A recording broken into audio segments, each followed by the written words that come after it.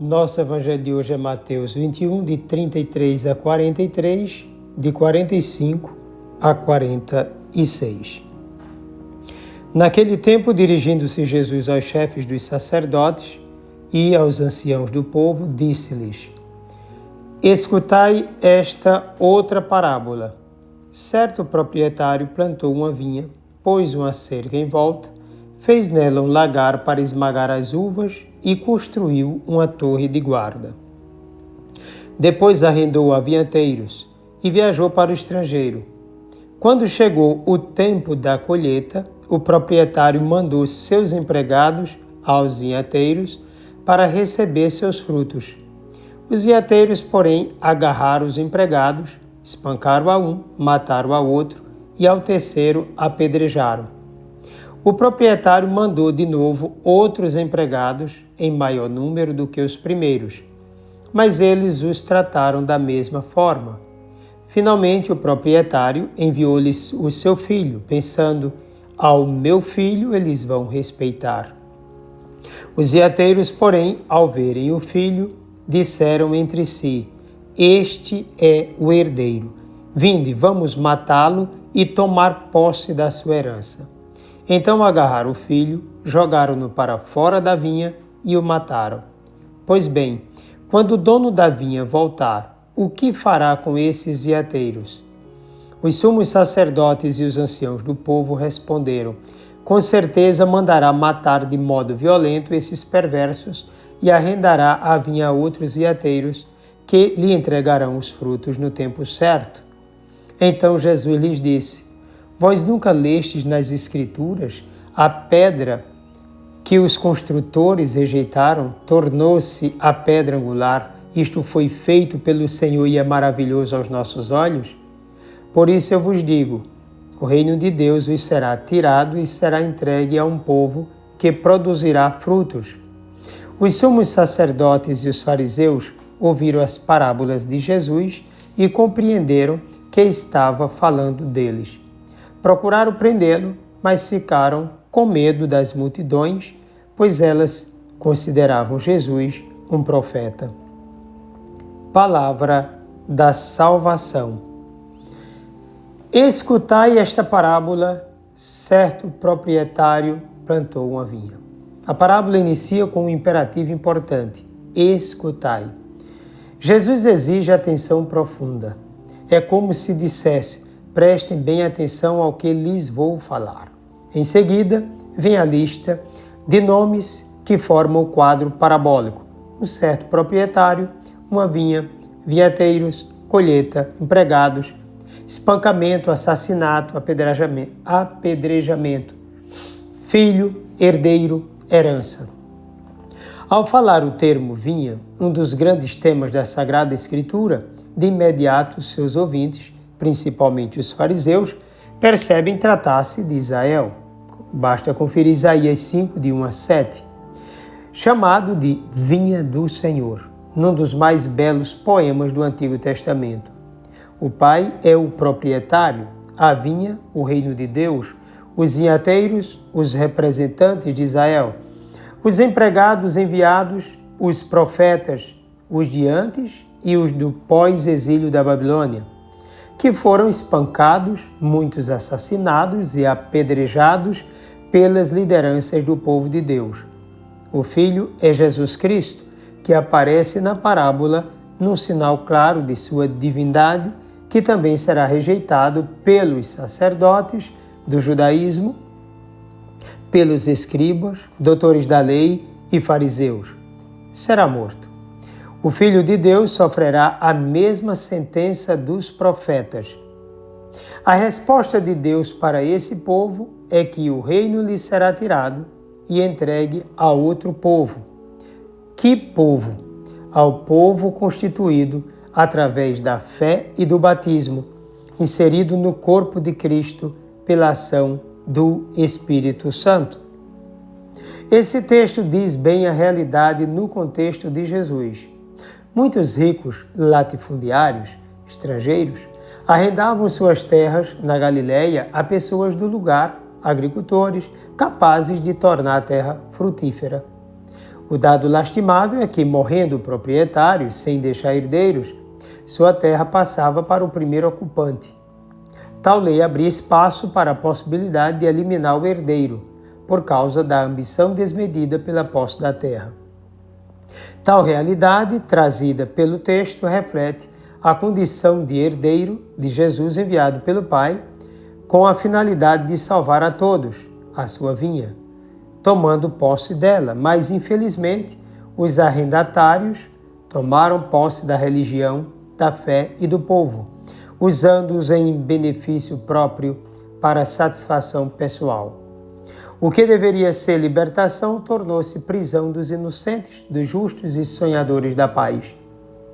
Consciente de ser o filho, de ter sido enviado e do fim trágico que o espera, Jesus revela quem o matará.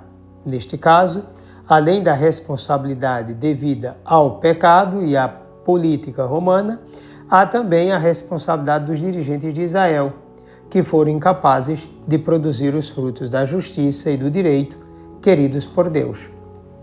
Mesmo tudo tendo sido favorável, tudo pronto para que houvesse frutos excelentes, os líderes do povo de Deus foram incompetentes diante de Deus, tornando-se injustos e favorecendo a injustiça e a violência na sociedade.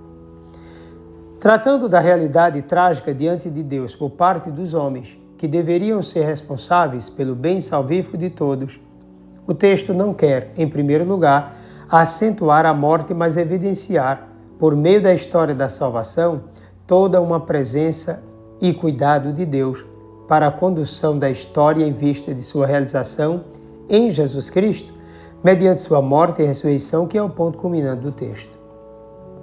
Ora, desde o começo, Deus, que é o amor, tudo criou amando e para Ele.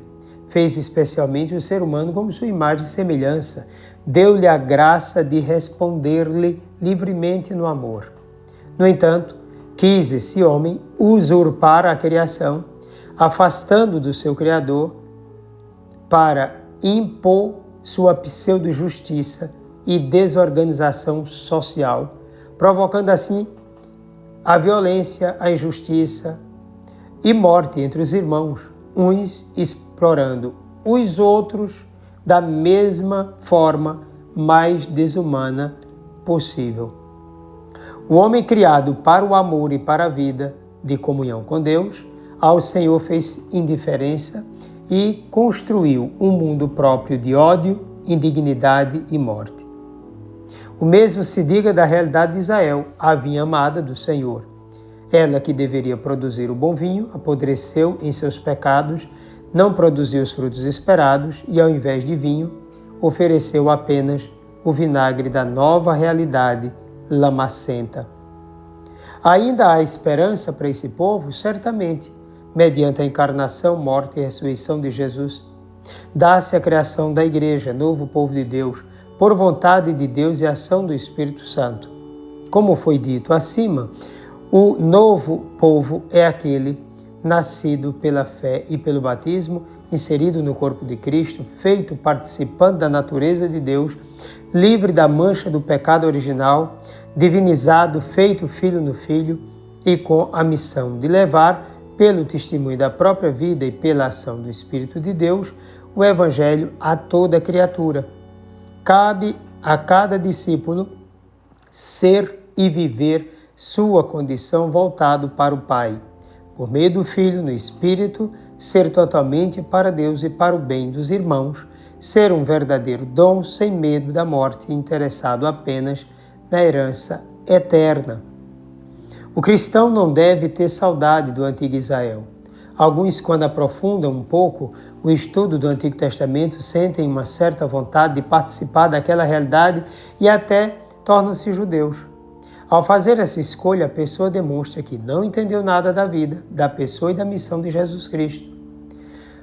O novo povo de Deus não pode ser outro senão o que nasce a partir do Filho de Deus, por meio dele e inserido nele. Não existe povo de Deus quanto à ordem salvífica sem Jesus Cristo. Não se deve negar a raiz, mas também não se deve afirmar a árvore pela raiz. Além dessa, Vem a seiva, a terra, o ar, o sol, a chuva, a formação da própria árvore com coisas completamente novas, que indicam uma realidade absolutamente nova. Assim é o cristianismo, assim é a igreja, novo povo de Deus. Quem hoje faz opção por Israel despreza, por isso mesmo, o Filho de Deus como Deus e Salvador, que foi envolvido numa trama diabólica por parte das lideranças judaicas que não querem ou não quiseram, naquela época, largar jamais as injustiças e a violação do direito, a fim de permanecerem como donos do povo. Jesus foi lançado para fora de Jerusalém como um bandido, banido da religião e da sociedade. Os seus discípulos teriam a mesma sorte se ainda professasse o nome desse excomungado de Israel. Não tenhamos medo, pois o que fizeram com a árvore também farão conosco. Os amos. Seremos mais que vitoriosos. Basta lermos a história dos mártires, os discípulos amados do Salvador, a história de todos os santos, homens, mulheres e crianças, que fizeram de suas vidas verdadeiros dons a serviço do reino de Deus. Não odiemos os que nos massacram, oremos por todos, pois devemos fazer com eles o contrário do que nos fizeram e nos fazem ainda hoje. Devemos tratá-los com os olhos da misericórdia e da vontade de salvá-los. Nós devemos continuar firmes em Deus, convertendo-nos todos os dias, procurando sempre uma mais profunda configuração ao Senhor, abertos à ação do Espírito Santo e totalmente voltados para o Pai, pois, do contrário, alerta o Senhor em Apocalipse 2,5, se não te arrependeres, virei e removerei teu candelabro do seu lugar. Uma série de questões para a nossa reflexão. Você procura escutar a palavra de Deus? Considera-se uma vinha do Senhor, por Ele preparada para dar frutos de bondade e de justiça? Algumas vezes agiu como se fosse o inimigo do Senhor no cuidado da vinha? Realmente tem preocupação com o estabelecimento do reino de Deus? Sente-se em estado de envolvimento com esse reino? Tem alegria de fazer parte do novo povo de Deus?